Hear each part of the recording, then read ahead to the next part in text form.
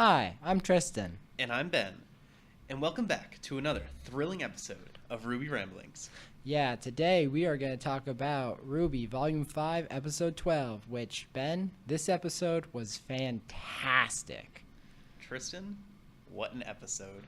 There was just so much that went on. There were so many amazing things that went on in this episode. Like, this is why I watch the show right here. Yeah, there so much. Anyway, you want to dive right in? Yes. All right, speaking of diving right in, right after that very beginning of the episode, John just screams Weiss, grabs his sword. I'm really glad he grabbed that, considering last time he forgot a map, and then just slides right to her, which that was a smooth good. Slide. Very nice slide. Working on the style points while he was, Yeah, indeed he was. I'm also very surprised that Cinder just let him run right by her. Like, she just didn't care. I mean, I feel like she thought that he was a non-threat, which, like, obviously he was. Yeah.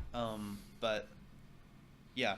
And then she also obviously thought Weiss was a non-threat because she was, knocked out on the ground. Yeah, incapacitated is one way to describe the situation Weiss was in. Yeah. But yeah, moving on, I like how then Oscar, it just cuts to Oscar and he's just kind of looking around. He's going, wait.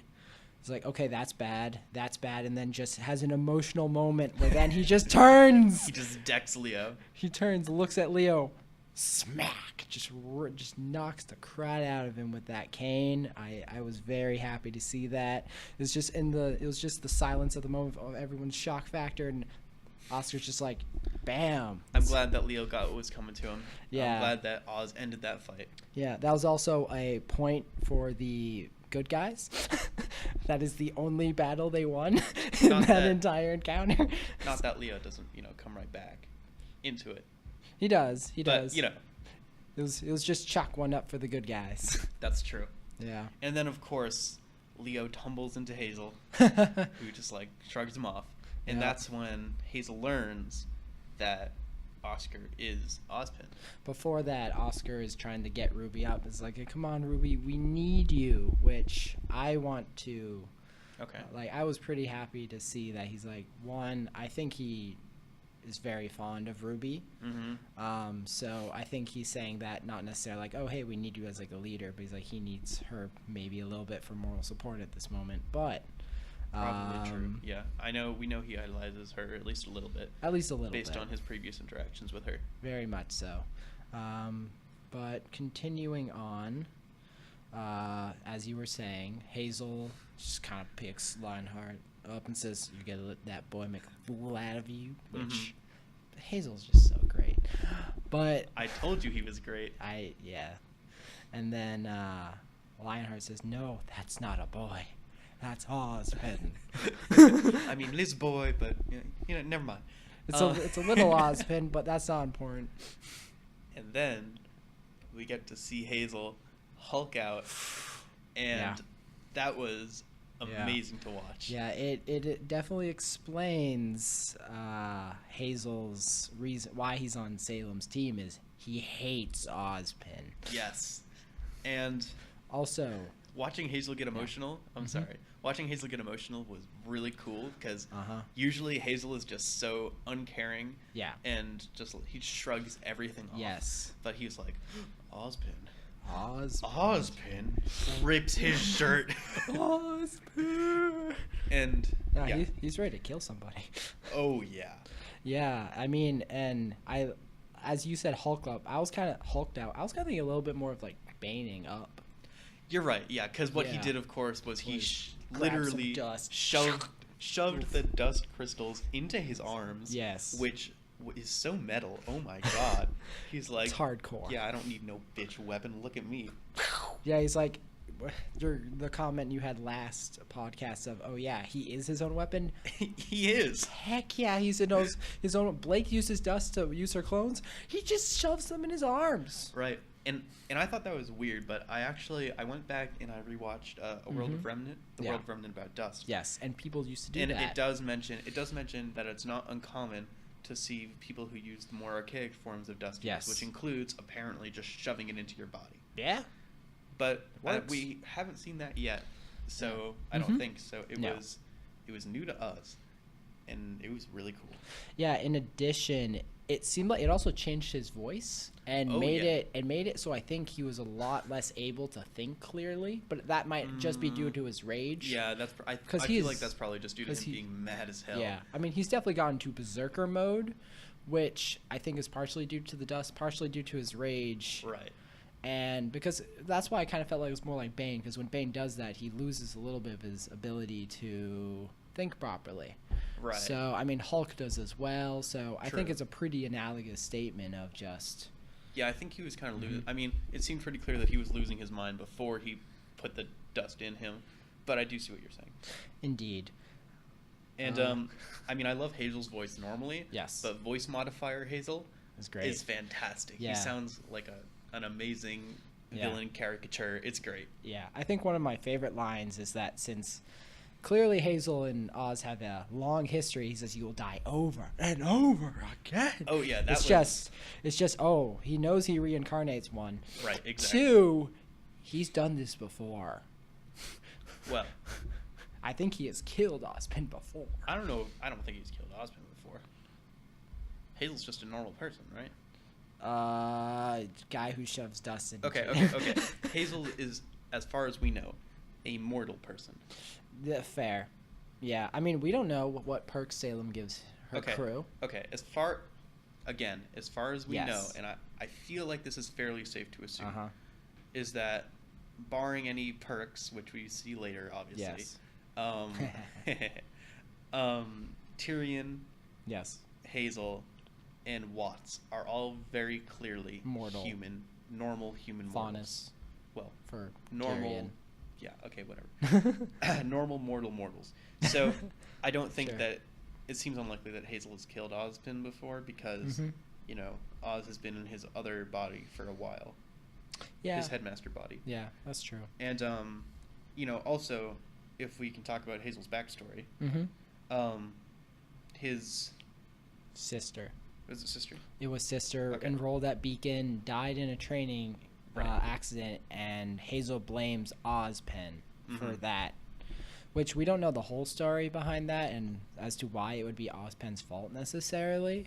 But I mean, personally, I don't like how Hazel's fueled by rage, although it is pretty much the only logical reason I can see why he would be a bad guy.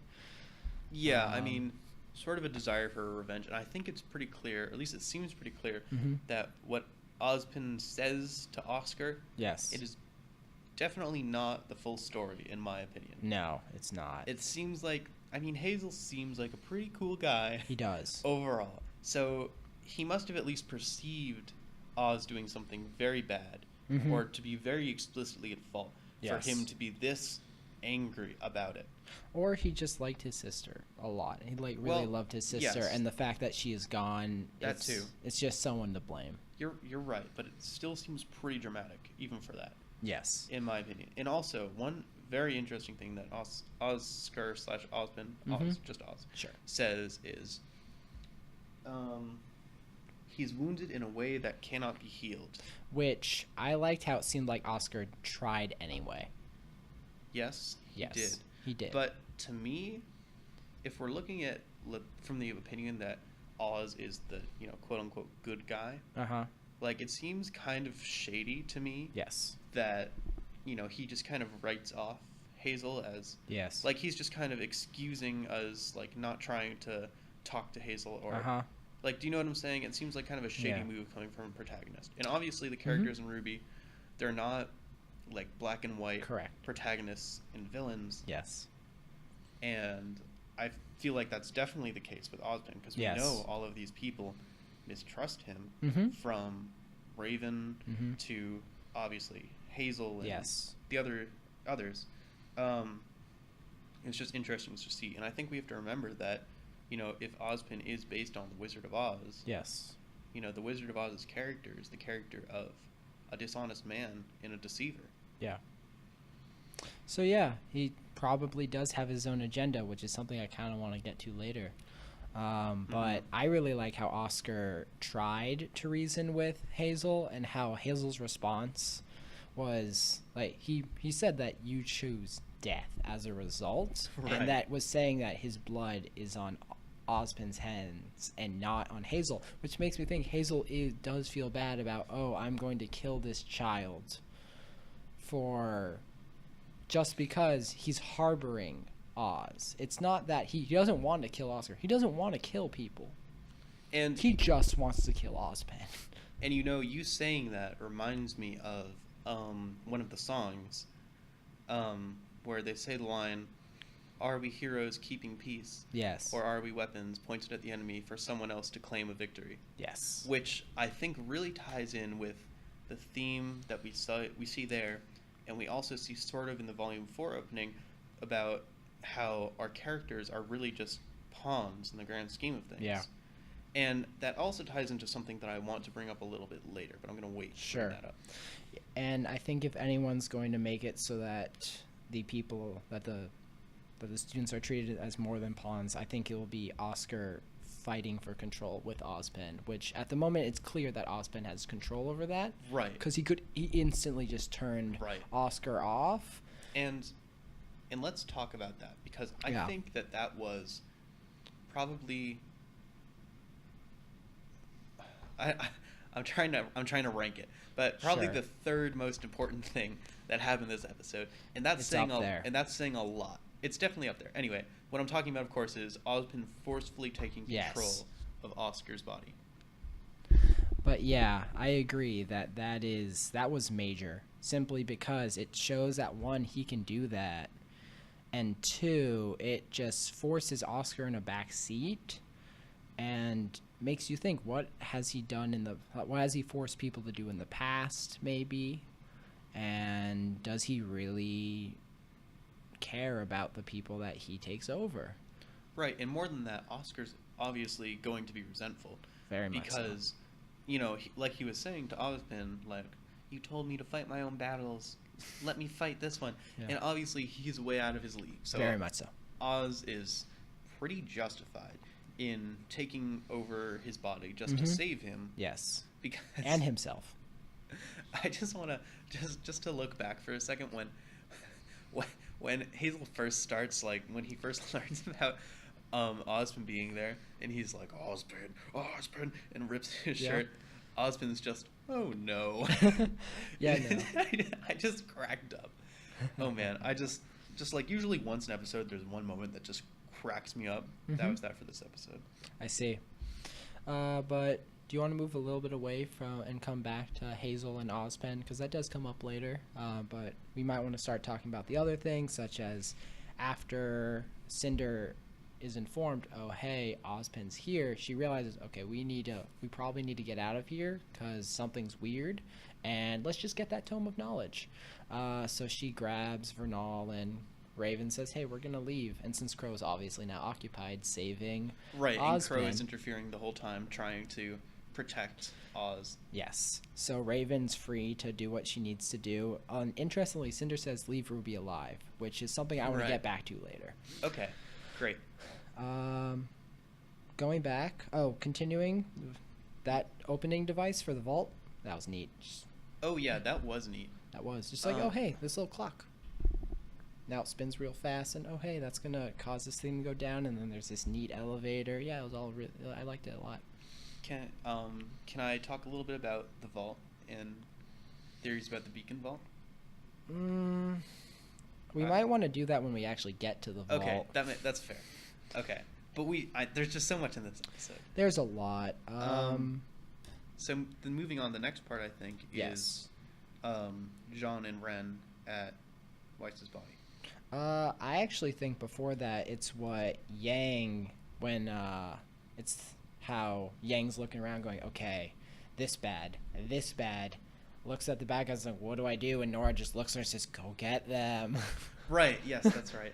Where then Yang's like, oh, okay, I'll do it. And then Mercury and Emerald like, about that. You're not going anywhere. And I'm also very impressed how she hasn't flipped out yet.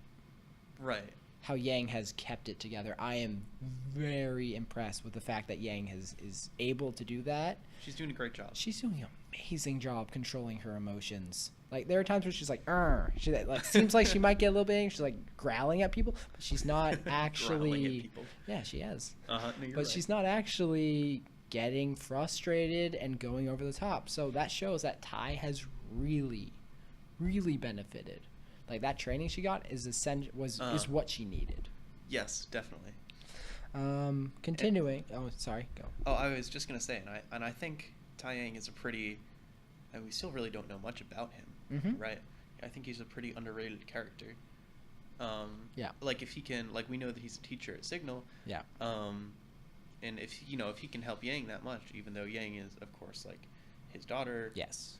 I don't know. It just made me think about how we still don't know very much about him, but I'm sure plays a crucial part in this plot because, of course, he is the most underrated member of Team Stark.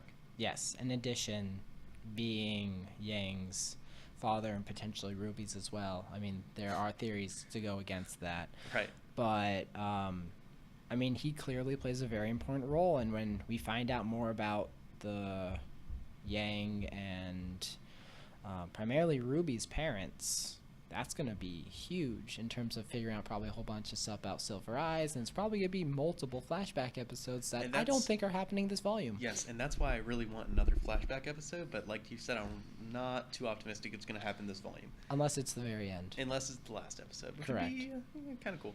Yeah, that'd be kind of neat. Complain. It'd probably be, once again, Uncle Crow next to the bed of the person unconscious, like, hey, let me tell you a story about why things worked out the way they did, and not explain everything. Yeah. Back to Yang is initially going to go after them down to the vault, and then Mercury and Emerald stop her. And now going to what you were saying with John and Weiss. Yes, and now, so John and Ren approach Weiss's limp body. Yes. Initially, they're very concerned. Jean asks Ren what the status is, and Ren says things are looking bad. Yeah. I also want to point out one thing of how in the background you can hear people still fighting. Like, in most of the scenes that are in that room, if you listen to the background, you can hear the people still fighting, and I like that a lot. That is good. That was very good ambiance of just like, oh, hey, by the way, you remember that thing? Still going on. No, you're right. I mean, it's important to remember that at this moment, Oz and Crow are still fighting Hazel and etc. You're right. That's a good thing to point out. But yeah, so then... John's semblance. It kicks in. Why? Finally revealed. Yes. I believe it kicked in due to strong emotions. Yeah, that's probably safe bet. Yes.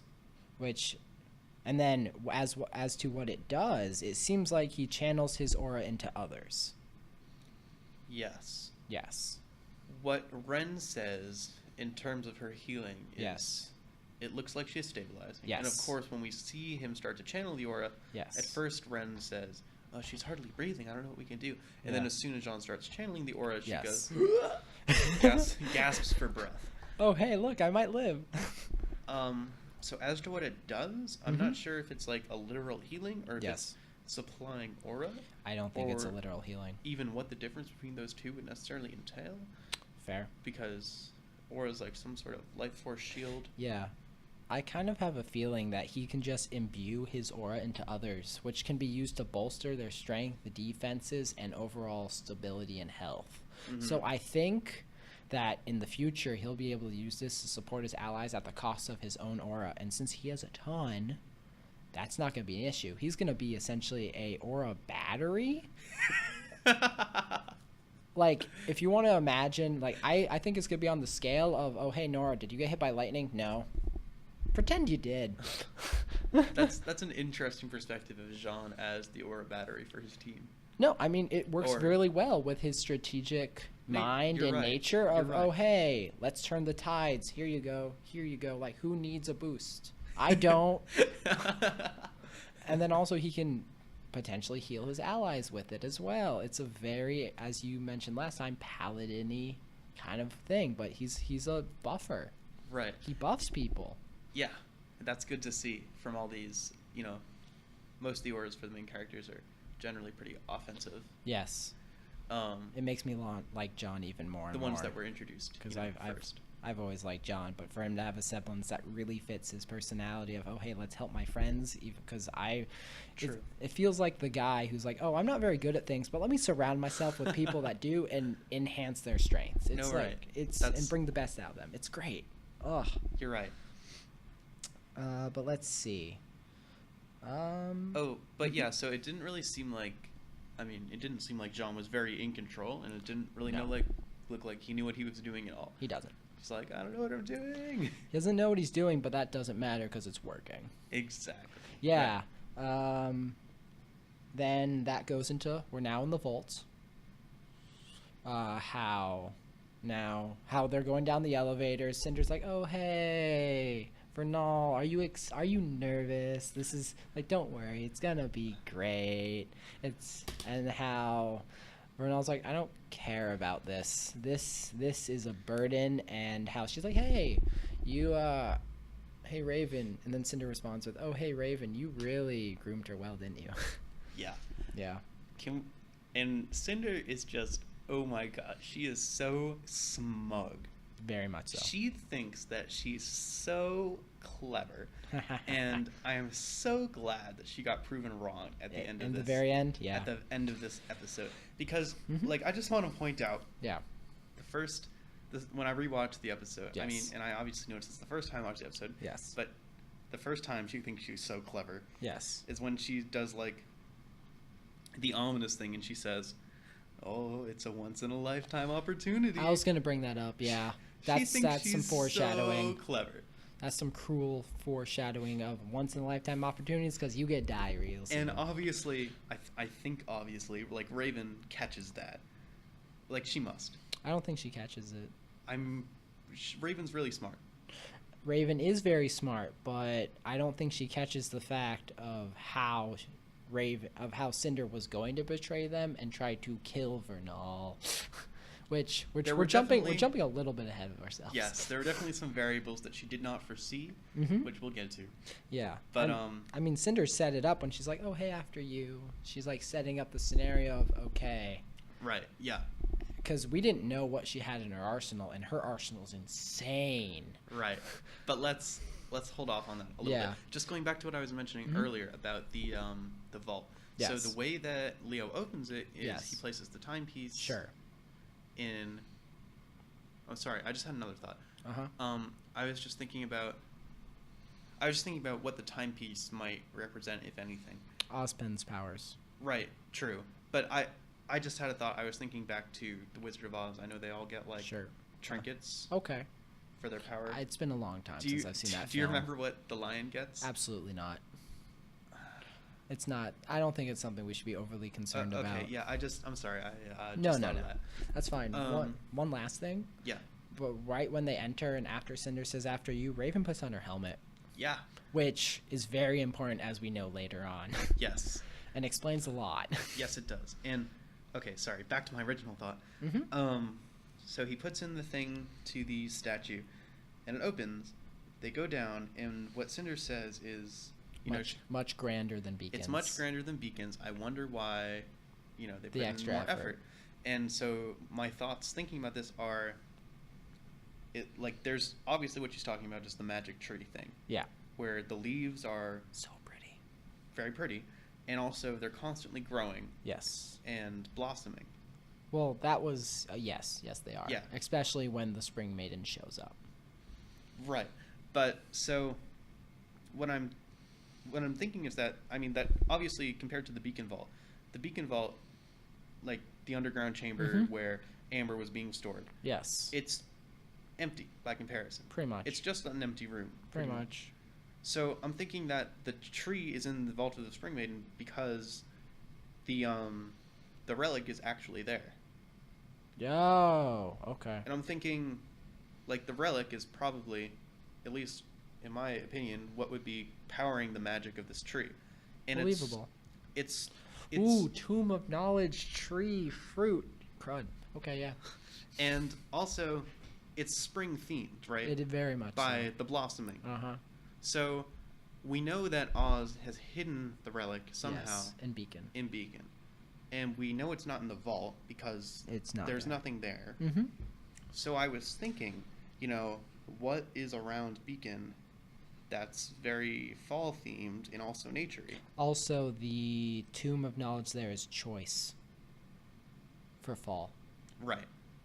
It is? It is choice. Oh, give me a hot second, because that plays into my theory even better. All right. Good. So I'm thinking, what is around Beacon that is naturey and also very fall themed? Sure.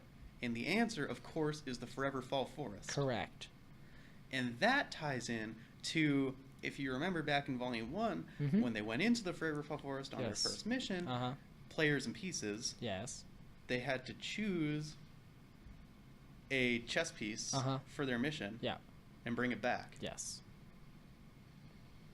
I feel like this all fits together really well. Oh, you think that location is where the relic might be? Yes, absolutely. I think that explains the Forever Fall Forest. And I think... Oh, that's why you think it's Forever Fall. Yeah. Because fall the maiden, fall Forever relic's fall. there. It makes so much sense. And also, with you mentioning the relic of choice, the whole point of the trial is to choose the piece. Sure. So I definitely see where you're going, and I like this a lot. The one thing I have about it is that Grimm inhabit it, and Grimm are arguably the thing that is Salem's side, so why couldn't they act as scouts for her and such? But I think, and this is a theory I'm going to delve more into later, that Salem's powers and Ozpin's are two sides of the same coin. I want to hear where you're going with that, but I think I know where you're going. Okay, but we will get into that later when we get into more of what Cinder's arsenal is, because I think that really helps show why they might be two sides of the same coin in addition to Ruby Silver Eyes. Right. Anyway, so that's my new hot theory of the moment. I like it. About the relic being in the Forever Fall Forest, because I think it really fits together really nicely. And again, the pieces fit together with what I was talking about before with, Ruby and all of our protagonists are just pawns. Yes. Which, literally, kind of heavy-handed with the chess pieces, but you know what I'm saying. Indeed. Okay, let's get to a little bit back to the fighting, where it's now Hazel and Leo against Crow and Ozpin. Officially Ozpin. Oscar's unfortunately on sleep mode. But, so, first point. Leo's thing does rapid fire. Son of a gun. That was pretty funny. That was very funny to watch for the first time, but when you really think about how deadly that could be, that's ridiculous. Second. You're right, yeah.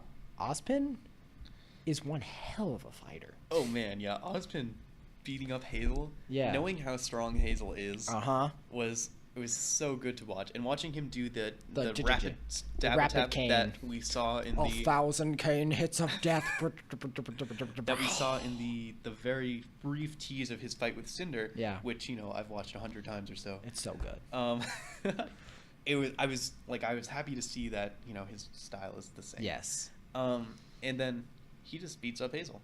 Yeah, I mean, I think for the most part. I think part of it is that Hazel's kind of big and strong. He's not that fast. I mean, he is pretty fast. He's pretty fast, but Ozpin is of course faster. Yeah, as against an elusive, athletic target with a longer ranged weapon. Right. That's really easy to handle. It's light.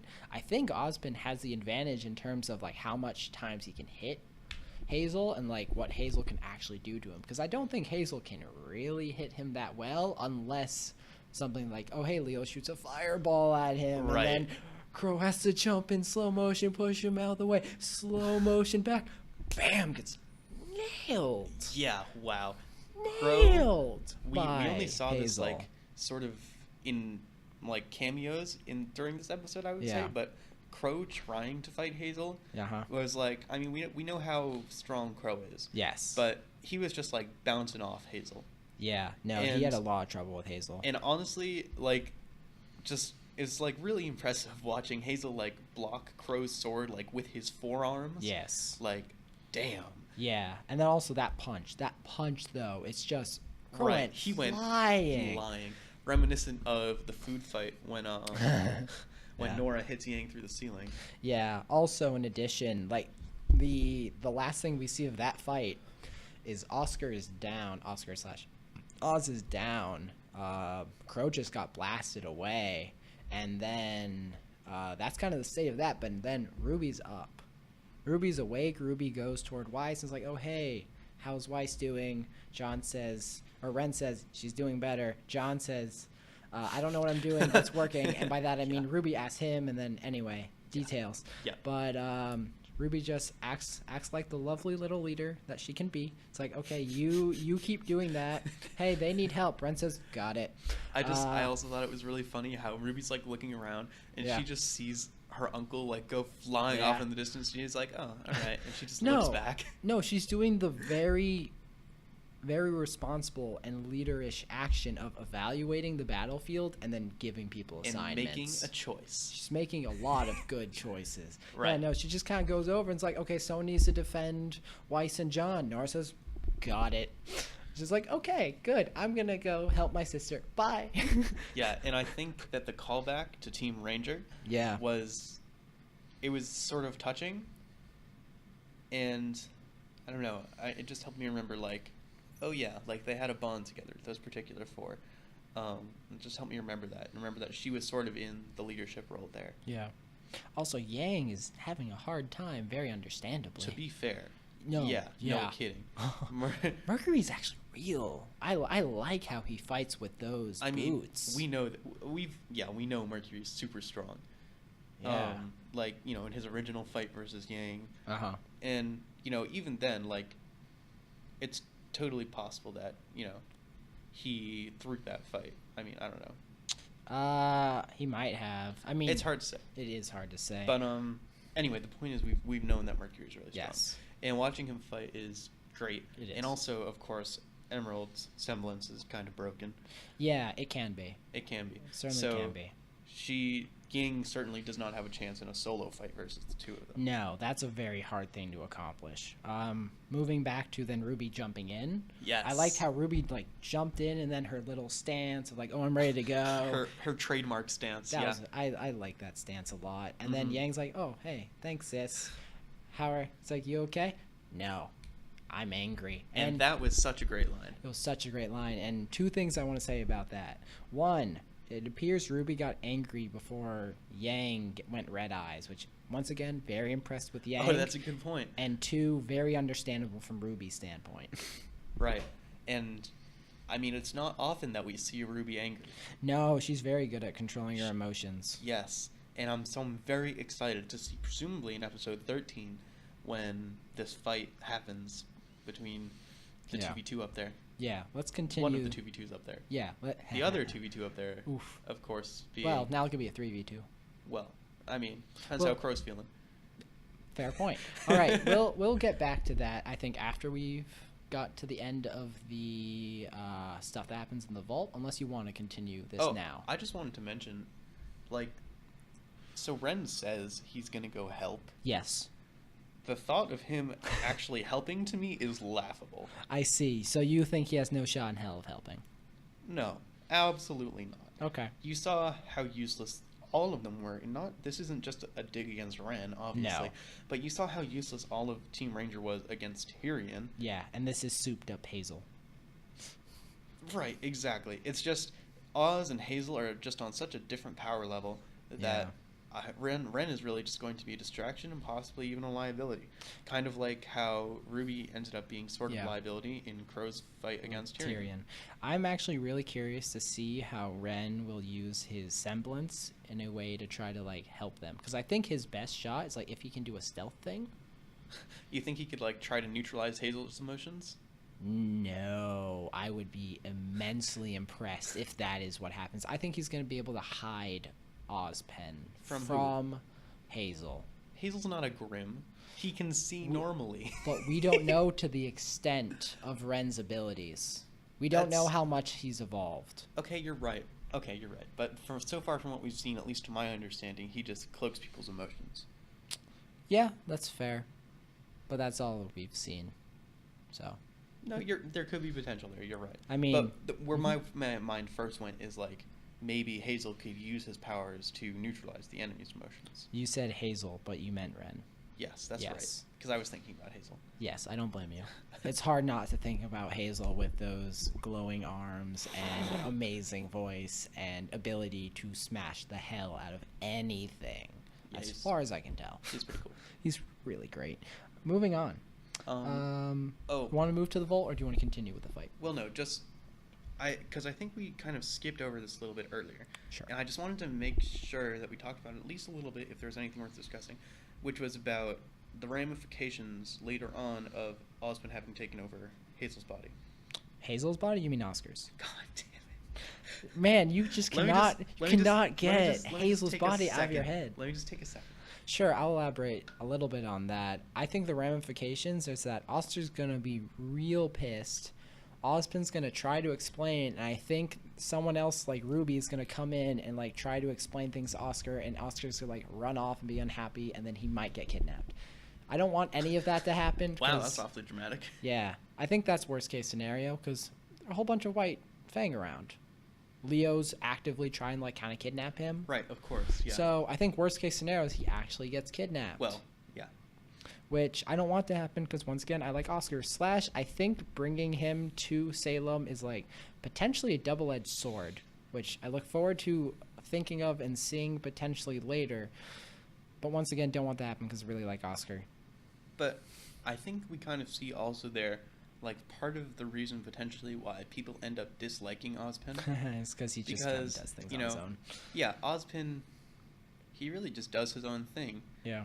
Like, as we can see here, like, he tries to take into account the feelings of others, but yeah, sometimes he just overrides them.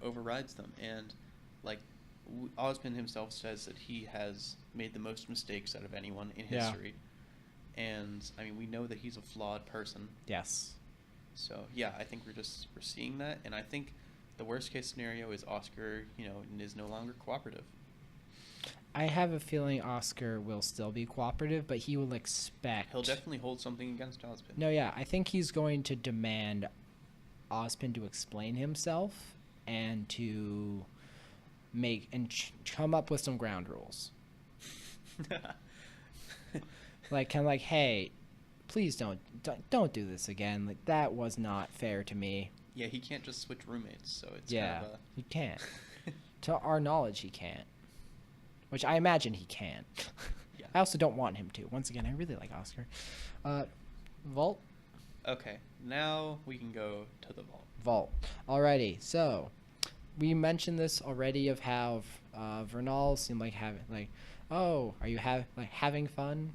And that Cinder's little, like, just point at Vernal when she's holding the blossom. When she's just looking at how beautiful the scene is, which gorgeous. It is, of course. And then, it's a once-in-lifetime experience, as you said. Wink, wink. Wink, I'm wink. so smart. Yeah, no, that foreshadowing, like, you're gonna die real soon. And then, like, oh, hey, Vernal, go touch the door. It'll be fine. Just whenever you're ready. The explanation about...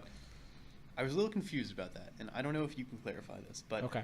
Because Cinder says to Vernal, the Spring Maiden touches the door. Yes. And the door opens for them. Yes. And only them. Yes. And then Cinder says, and then I'll go inside. Yes. Which seems to me like it contradicts opening for only the Spring Maiden. No, so I think that means the door opens and then it stays open. So then it's open. But and Cinder then says opens for them and only them. Yes. To me that implies only the Spring Maiden can go inside. I think what she implies is that the only way to open that door is via the Spring Maiden, and that's you're it. Right. I'm definitely parsing it wrong. Yes. It's definitely that the door opens for the Spring Maiden and only the Spring Maiden. But then after that, it's an open door. Right. Okay. I have a feeling that's it. I think I just misunderstood that, but I get it now. Okay. Mm-hmm. And then Cinder's planning on going, nominally planning on going and getting the relic, whatever. We all know that doesn't happen. Yeah. She's intending to get it on her own as the Spring Maiden. Yes. As we kind of were talking about, I think, in that, well, actually what we were thinking originally, or what I was thinking originally was that after they grabbed the relic, then she would kill Vernal. Yes. For the powers, I didn't realize that she could just kill Vernal beforehand and then open the door herself. And just take the powers, Yeah, that's easier. Yeah, and then also her discussion to Raven when Raven's like, "Oh, I'm about to betray you," and then Cinder's like, "Oh, hey, Raven." Her facial expressions. She's already gloating. Like her entire setup for that entire time. I do not like Cinder as a character, but I love Cinder as a character. But I really like how they set her up. I really like her mannerisms. I like how they display her as a character. I do not like her character, but I see why it's there, and I think they do one hell of a job with it, because that entire monologue of her like, "Oh, I love all of her monologues. You're good," and like that, and by the way, they were wrong. Uses ice powers, which my first thought was she can use ice powers, and then when you see the original Spring Maiden fight, I'm sorry, you're right. That's original Fall Maiden brings giant gusts of wind, freezes them, and then throws them at people. It's like, okay. Oh, right. Maiden powers are pretty strong. It's like, oh, right. Okay, so she can use freezing powers very legitimately. Right. And, yeah, so then she freezes Raven in place, and then I think one of the big twists of this episode is that then she whams Vernal with her crazy grim arm. She has a grim arm that she uses to absorb powers, which... Okay. No, you go first. Okay. 3 things about that. 1, stretchy, which, when you think about it, the big boss from... The Knucklehead. Correct. Very, very similar to that, so understandable. I just didn't think, like, when I saw that Vernal was hit, it was like, okay, something got her in the chest. Yeah. But what was it? Because, like, okay, she's clearly held up. She can't draw her weapons. She's not trying to use her powers. Something real bad just happened. And it's like, that's a Grimclaw with a range of enough. And watching the camera like slowly reveal that was a really good setup shot.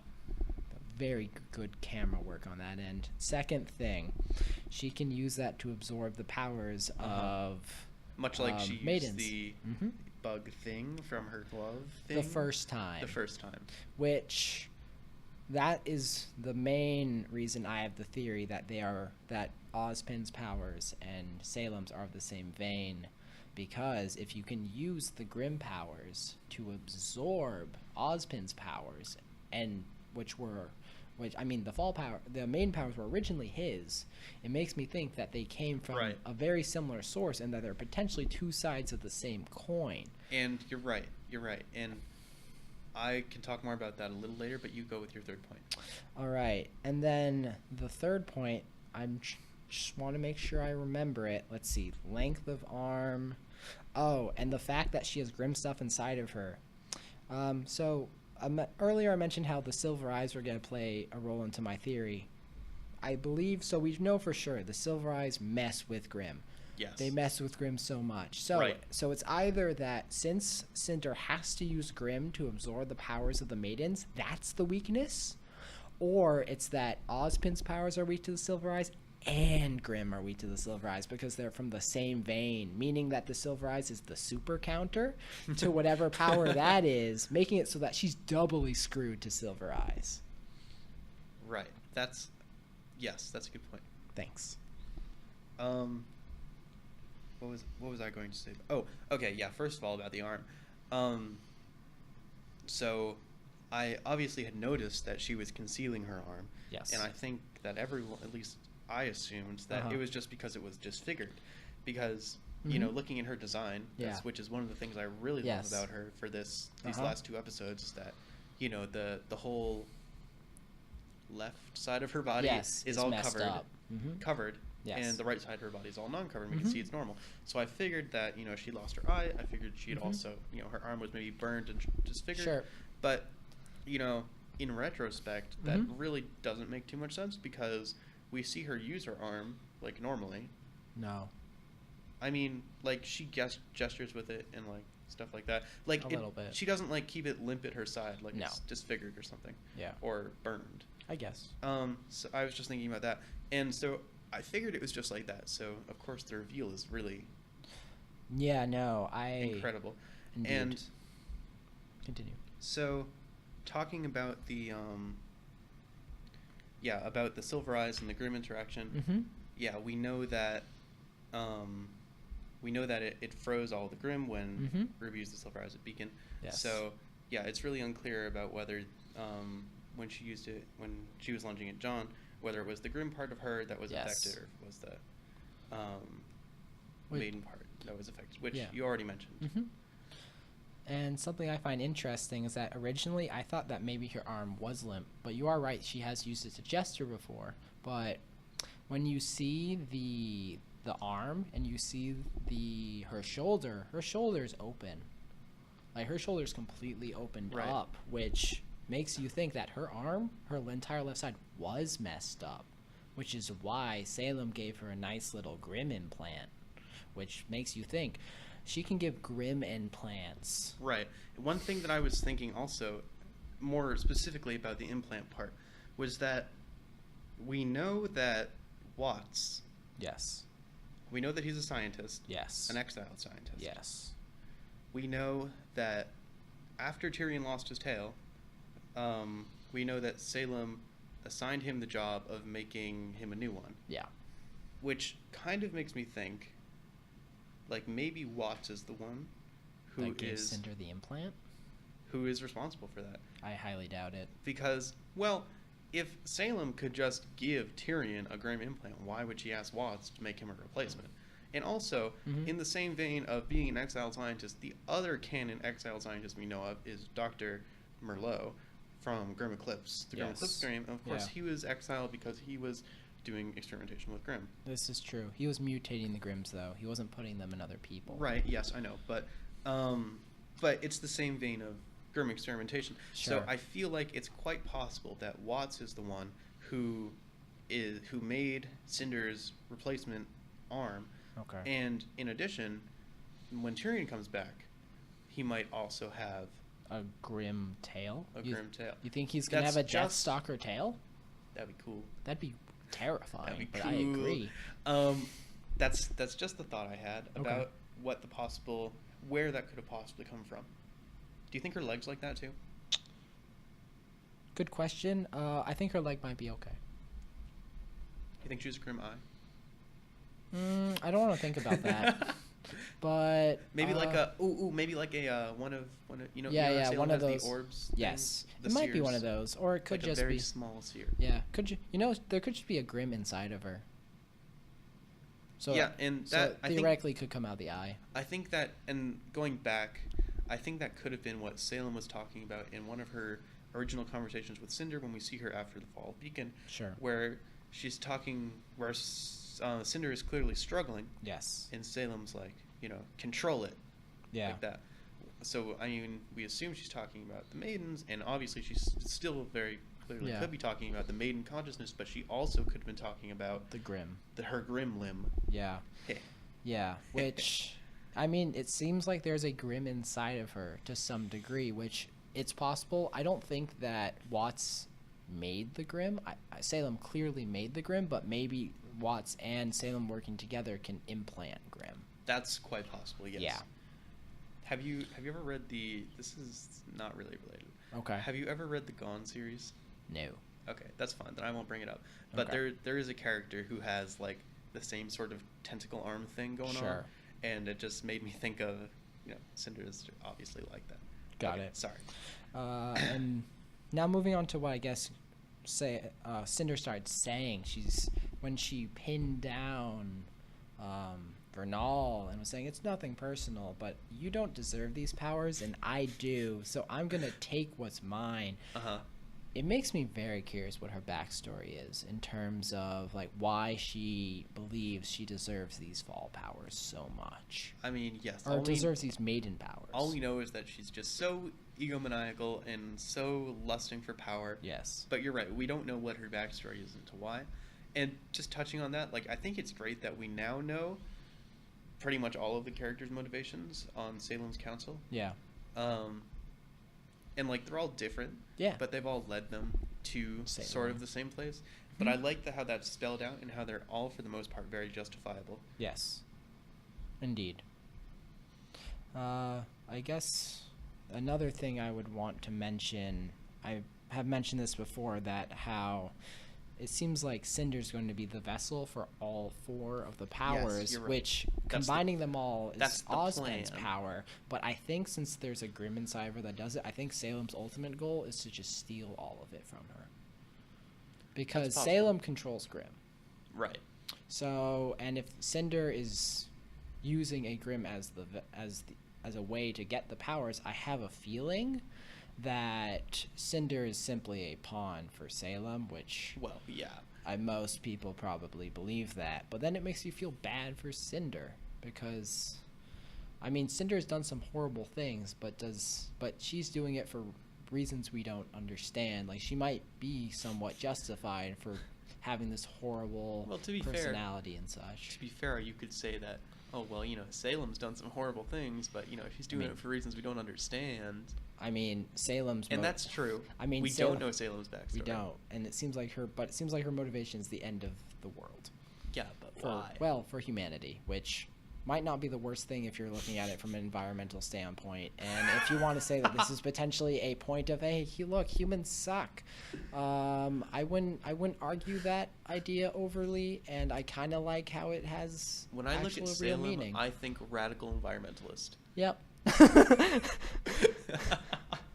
Oh God. Okay, now to the real twist. Yeah, 50 minutes in. Raven. Let's talk about the real twist of the episode. The real twist. Raven is the Spring Maiden. Cinder tries to steal the power from Vernal. Yep. Which we'll talk about in a sec, I think. She realizes the power isn't there. Yep. And then the dramatic, incredible reveal. Yes. Raven was the Spring Maiden all along. Which explains the mask so much. Which, yes, you mentioned that. And, yeah, the mask... Go on. It's just to hide the fact that when she uses her powers, the eyes will flare up. Right, of course. And when Vernal was... Using her powers, her eyes were closed, her head was down. And we didn't see the flames, we didn't see the eyes. And it was because Raven was actually doing it, and Vernal was faking it. And that's just so good. It is. Raven, oh my God, I just love how Cinder thinks she's so smart. Yep. She thinks she's played Raven. Yep. But this is Raven's plan all along. Literally. Well, probably not to have Vernal get killed. Do you think Vernal's dead? That's how you get the powers. You kill the maiden. Well, okay, sure. But to be fair, when Cinder took the powers from Amber, she didn't take them by killing her. She took them in the end, she did.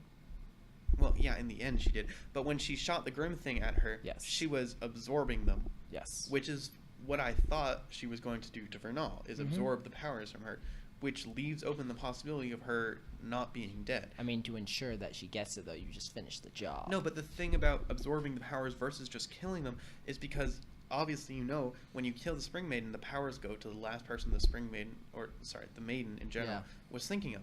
But when you absorb the powers, you bypass that whole mechanism entirely. Because if she had just killed Vernal, and she was the Spring Maiden, then, Cinder doesn't know who she's thinking of last, even though it probably could be Cinder. It could also be Raven. Yeah. So, I mean, I feel like the whole point of having the Grimm limb is so that she can have a way of... manifesting that power drain. That makes sense. So, I mean, I feel like Vernal is obviously in a bad spot. Yes. I don't think it's 100% clear to me personally if she is dead. I think she's certainly unconscious because when she was trying to wrangle with the arm, she's like screaming, trying to pull it out. She eventually just gave out. Right. Which makes you think she's either dead or unconscious. She's definitely unconscious, and she has multiple gashes in her abdomen. Right, and that are actively going to bleed out. And it brings up the question: if the Grimm thing that Cinder has can absorb the powers from a maiden, what would the effect of an attempted power drain be on a normal person? Right. Absolutely nothing. Well, I mean, would it sap their aura or vitality or absolutely something like nothing. That? Okay, well that settles that, I guess. Because once again, I think Grimm and Maiden powers go together. No, you're right. You're right. That's they are separate from aura. Definitely separate from aura. Right. So I think they can't interact with aura in a way that is. You're right. Manageable. You're right. All right. So, want to mention one thing. about maybe how Raven is the Spring Maiden, like how that happened. How do you think she's the Spring Maiden? I think that she was not originally the Spring Maiden, but the Spring Maiden came to her, potentially Vernal, and Vernal... Question mark? Question mark. Go on. And Vernal, because I believe a maiden can gift her powers to someone else. Can they? I believe they can. I don't remember that. That's what I was trying to look that up, and I think I wasn't able to find a direct quote from Ozpin, but I do believe that a maiden can gift their powers to someone else. So, theory 1 is Vernal, being groomed effectively by Raven, gave her powers away. 2, Raven happened to stumble upon the maiden, the original Spring Maiden either befriended her, and then somehow the Spring Maiden died and then Raven got the powers, or 3, or she killed her. Or she killed her. 3... Oh, that wasn't your 3. Okay.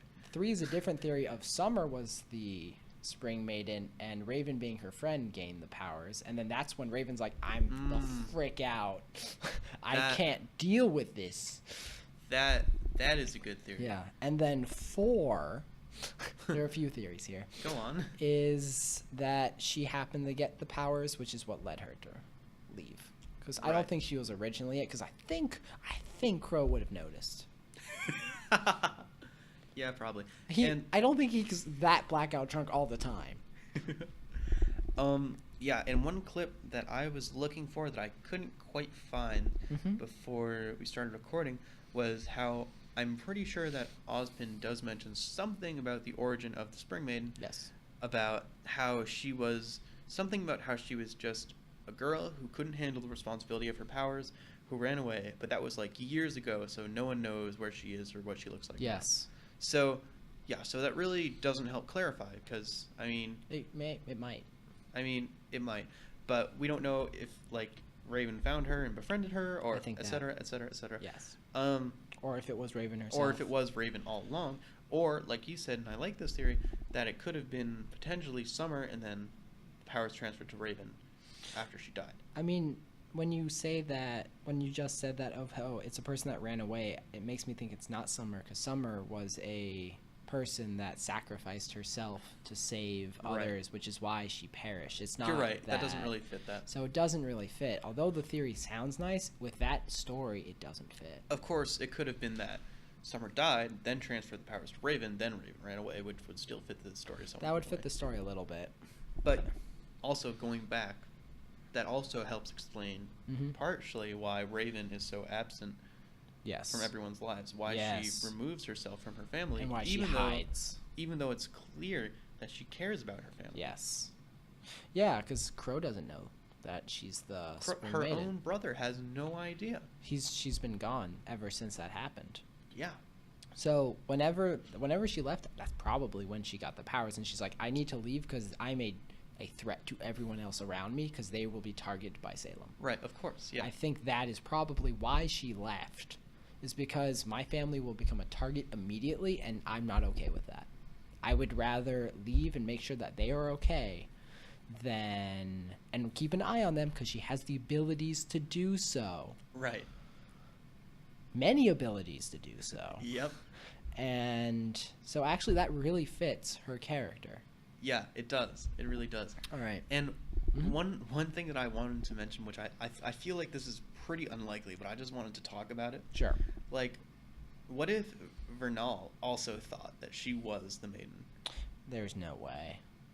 But, you know, what if every time she tried to use the power, Raven's like, yes, use your power, child. And then she actually does it for her. I don't think that's likely. I really doubt that. Also, that would be like so smooth on Raven's part. I don't think Raven's that good. Also, I don't think she would be that cruel to Vernal. I mean, she's pretty cruel. Is she? She can be. I mean, it's not that she's cruel. She's trying to protect people in her own way.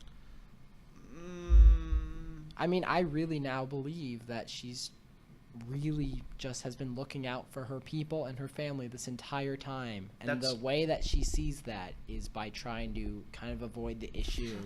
Okay, Blake. Still, we mentioned how Blake and Raven are going to be amazing parallels. And look at that. And look at this. No, you're right. But, I mean, it's still, you can't ignore the fact that, you know, she does the thing where she looks at her family for her family only once. She effectively, we can assume, lets Yang lose her arm by the lack of her own strength and not intervening. And she also enters into the whole, you know, fight thing with Ambush. Yeah. With, you know, her daughter and brother there. Yeah. You know, not having any guarantee that they'll survive. Yeah. So, I mean, yes, you can say that she was justified in leaving. You can say that this realization does lend some weight for that, but I don't think you can entirely discount the portion of her personality where she is very good at least seeming to be considerate, but actually doesn't care. Compassionless, cruel. I don't know. I mean, she did tell Yang that I'm not going to save you next time. Exactly. Which is fair, though. It's like, okay, I can't protect you your entire life. Like, you need to learn. Yeah, but talk about tough love. Like, Jesus. I mean, okay, Yang was gonna get into a lot of trouble at some point with her personality, how she always is gung-ho about everything. That's true. Like, the fact that she only lost her arm and not her life is pretty good. If you think about it in the grand scheme of things, and considering how lucky then she has to now have connections that give her a new arm, to then the fact that now she's trained by her father, she's now better self-control, she's much better off than she was with that arm now. You're right. You're right. Like, that might have been tough love, but it worked. No, I mean, you're right. Losing the arm was the catalyst for Yang's entire character development in Volume 4. Yeah. And without it, she would still probably be facing the same issues. Mm-hmm. And no, so, I mean, you are right. Mm-hmm. I don't think you can entirely just ignore that. I don't know. No, I agree that you can't necessarily say that she's compassionate, that she has a huge amount of compassion for her family. I think she expresses it in a unique and maybe standoffish way.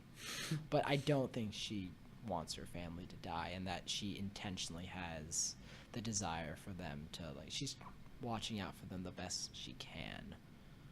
Right. Without, like, actively always protecting them, which is fair. It's like, come on, do you know how harsh this world is? There are literal monsters everywhere. Right. If you can't fight on your own, you are screwed. Anyway. Yes. What do you think's going to happen in the next episode? I think we should be a bit brief about this, but... Well, I just wanted to say that, I mean, right now, Raven she is bloated. Yeah. She is OP. Yep. She has her kick-ass sword with 10 million dust slots. Yep. She has her crazy semblance to rip holes in space. Yep. She can turn into a bird. Yep. And she's a maiden. Yeah, we're about to have a Raven clash underground. And this is... Okay, so obviously, in the next episode, finally, we're going to have the Cinder v. Raven fight that I've been waiting for ever since episode, 8. This is true. We are going to have the Cinder Raven fight that I didn't think was going to happen. And it's finally going to happen. And it's going to happen on a scale much greater than I ever would have expected. It's I going to know, and it's fantastic. Just quick, I don't think we should get into depth about the fight, because I think the just two maidens clashing, the possibilities are unreal. I just wanted to ask you, who do you think is going to come up on top? Well, I think Raven has to. I agree. Yeah. But I think Cinder has more up her sleeve. So I think that was not intended to be a pun, but I guess it was. But no, I think she still has a trump card. Although talking about trump cards being a sleeper spring maiden, that's a trump card and a half in my opinion. But so I think it's gonna be hard to say who's gonna come on top. I think Raven though. What do you think is gonna happen up ground? There's a bunch going on there, right? Hazel's still fighting. It's Hazel, Leo against Ozpin, potentially Crow, and Ren. Right. Well, I think the next thing that's going to happen is I think Blake is going to finally arrive. I still think that they're going to be held up. Although I think some of the episode might be heavily on Blake's stuff, right, considering we have neglected her for the past 2 episodes. Yes. And I mean, so I think Blake's gonna show up in that room. Not in the room. She's gonna start fighting with Adam. Yeah. In the room, I don't know, but if I think if Weiss can get it back together, yeah, it depends really the effects of Juane's semblance and how quickly Weiss can stabilize and get back on her feet. If they can rejoin the fight, then they might outnumber them enough that they can really do something. Okay. Because I think it's hard. Yeah. I feel like Oz has the upper hand. Okay. Against Hazel. Yeah, but not Hazel and Leo. But not Hazel and Leo. We don't know Crow's status. No. I don't think Ren's gonna make too much of an impact. I think he can stall Leo. Yeah, he can stall. Okay. Which I think is the impact they need. You're right. So they'll probably come out on top there. Okay. And then I'm pretty sure Yang and RWBY are gonna be Mercury and Emerald. I agree. I feel like they have to from a narrative perspective. I agree. A few things. One, I'm very looking forward to watching RWBY fight more. I like RWBY a lot. Two, Ozpin, Oscar fighting more, although not Oscar at all, unfortunately.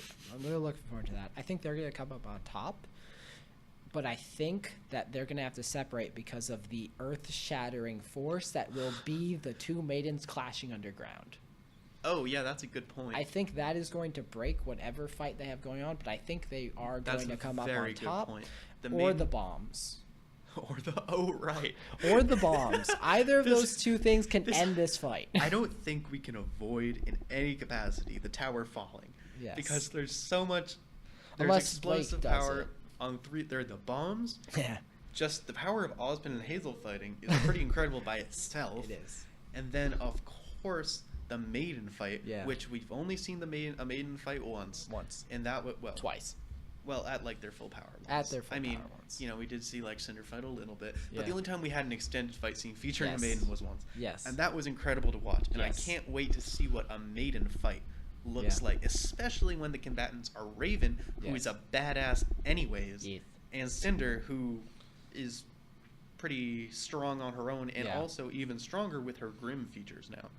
All right, I had one horrible thought of the maidens come up on ground. Yang is in trouble. Cinder, Raven jumps in the save. Cinder gets advantage she needs and impales Raven to get the powers. I hate this idea. I don't want it to happen. It could be. I mean, the gang upstairs still doesn't know that Raven has turned sides, so there's always possibility for confusion there as well. Yeah. No. Alrighty. Do you have anything else you want to add, or do you think we should sum up? I think that's about it. I think there's probably things that we missed. Oh, most definitely. Because so much happened in this episode. But I think this is a good point to stop. All right. Just to sum some things up, we talked about the fact that Weiss is gonna be fine. We talked about the fact that due to Ozpin being a thing, Hazel went berserk, and Cinder decided it's a good time to go underground. Potentially dramatic backstory with Hazel. Yes. Oh, potentially. Quite. We now have multiple different fights going on after RWBY gets up, checks in on everyone, does some nice leader stuff, and then kind of goes, now it's going to be a Yang RWBY against a Mercury Emerald, which colors great. Moving on to then, there's also the Ozpin and Hazel. That's Leo and Hazel against Crow, potentially. Hazel just comes up a lot, doesn't he? He does. And then Crow, Oz, and maybe Ren now. And then the last thing is that Raven is the Spring Maiden, and Cinder brutally, potentially murdered another human with a Grimclaw that she has. Surprise. Also the stuff about the vault. Also the stuff about the vault, and going into depth about various theories about Silver Eyes, Grim, Ozpin powers. Forever Fall. I like that a lot. Alrighty, so we are planning on posting this on SoundCloud and YouTube, but in regards to SoundCloud, we currently are using a free account, meaning we have a 3-hour max. As a result, we are going to keep the most updated RWBY content, so the last few episodes that we can of Volume 5, while everything else will be on our YouTube channel. Yeah, so go there if you want all the content. This video is over an hour, so I don't think we'll be able to have many episodes up on SoundCloud simultaneously, unfortunately. Unfortunately not. But yeah, so the YouTube channel is just called RWBY Ramblings. And yeah, if you want to post any comments or questions or theories you have, please post them in the comment section in either the YouTube or SoundCloud channel. Also, if you want to send us any email to ask us a question we can try to answer on the podcast, please send it to rubyramblings@gmail.com. Thank you very much for listening. I know that this was a very long episode, but there was a lot to talk about, and I really hope you enjoyed our banter and various theories. Thank you. I'm Tristan. And I'm Ben. And this was episode 4? This is episode 4 and this was another thrilling episode of RWBY Ramblings. This was episode 4 of RWBY Ramblings. I'm sorry.